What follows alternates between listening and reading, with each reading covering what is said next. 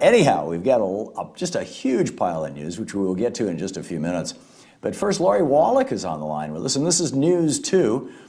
She is the Director of International Campaigns with Public Citizens Global Trade Watch. Tradewatch.org is the website. It's also citizen.org/trade.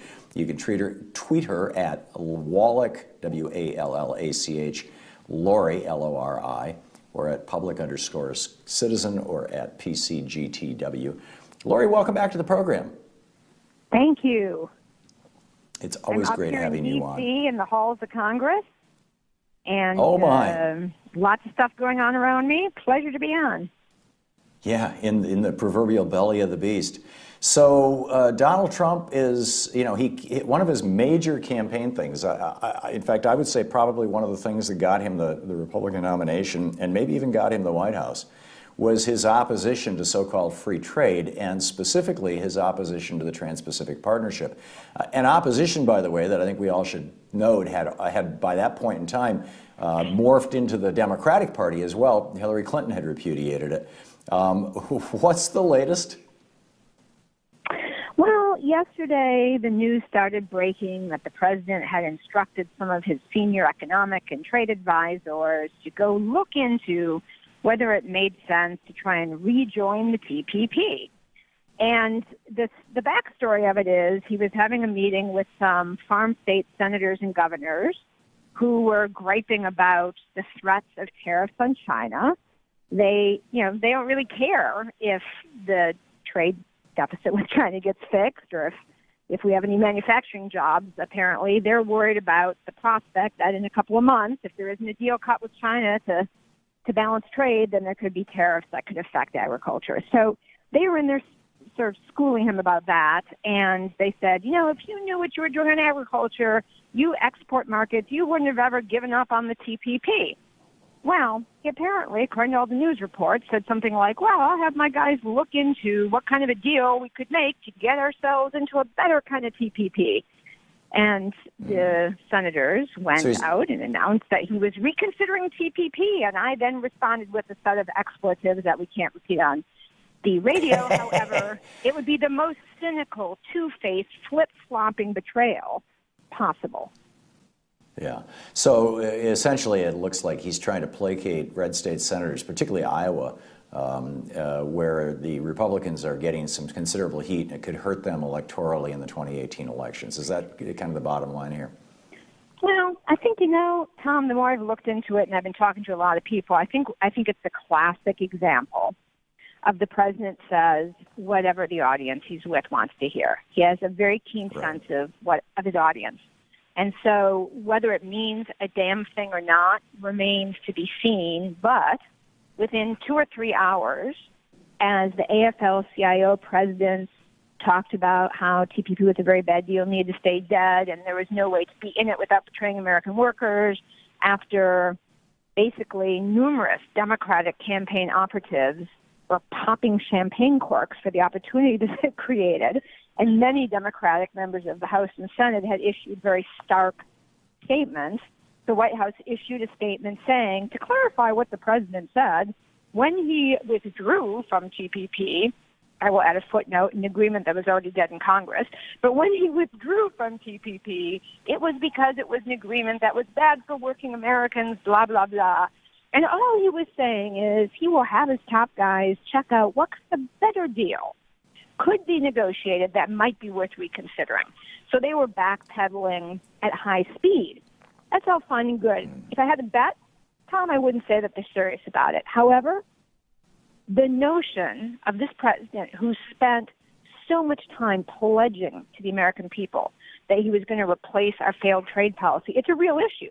He is basically saying what Democrats have been saying for decades.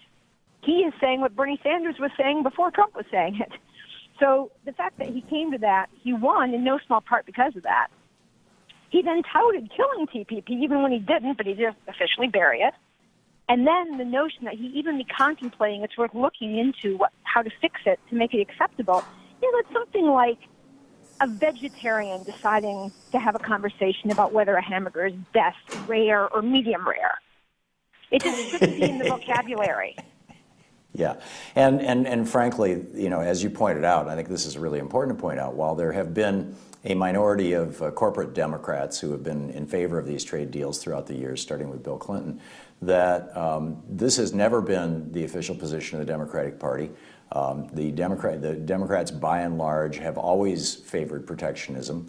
It was one of the reasons why Bill Clinton, in 1992, nearly lost the election. Ross Perot pulling 20% of the vote away, and That's right. that little tidbit never gets mentioned in the corporate media, tragically. Lori, I have a question for you. Yesterday, I had a caller call up, and in fact, I'd seen the article a few days ago, I think, in either the Post or the New York Times about how, TPP and free trade is actually a wonderful thing, because if we buy things from China, we get cheap stuff, and all they get is our money. So that's like, such a benefit to us. And I walked him through this whole laborious, painful thing of, if they end up with our money, they can use that to buy us. And 1/7 of all American assets are now owned by foreigners, which means that when those assets are used, whether they're buildings, office buildings, or whether they're factories, the profits all go to China, and not just China, Germany, Japan, fill in the blanks. And that's a steady and slow draining of the wealth of America, number one. And number two, a surrender of sovereignty. It's reached such a terrible point now that we can't even make a cruise missile. We can't build a battleship without parts from China, a country that we're actually considering at some point in time we may have to go to war with, and that this is suicidal. Was that the strongest argument? And do you agree with me? Well, you are so on to the right big picture vision of this that actually I can send your listeners, and you would enjoy looking at, a new feature we just put into our tradewatch.org, www.tradewatch.org website, which is, we actually spent a year looking into all of the Chinese investments since 2002 in the United States, in what sectors, whether it's government investments, state-owned companies, or sovereign wealth funds, or it's private sector. And what we've basically been able to see systematically, because tens of billions of dollars have gotten reinvested buying up U.S. assets, is the recycling of the trade deficit with China into the Chinese government buying up huge swaths of our economy. Tom, this is what we found. Again, this is on the front page of our website, tradewatch.org. We found that since 2002, 60%, 60%, of all of this massive billions in Chinese buying up of U.S. companies, real estate, buildings, has been done by 15 government investment funds or government state-owned companies. So it's not just Chinese companies, it is the government. So your point is spot on. I'm on tradewatch.org. It redirected me to citizen.org/our-work/globalization-and-trade, but I'm not seeing.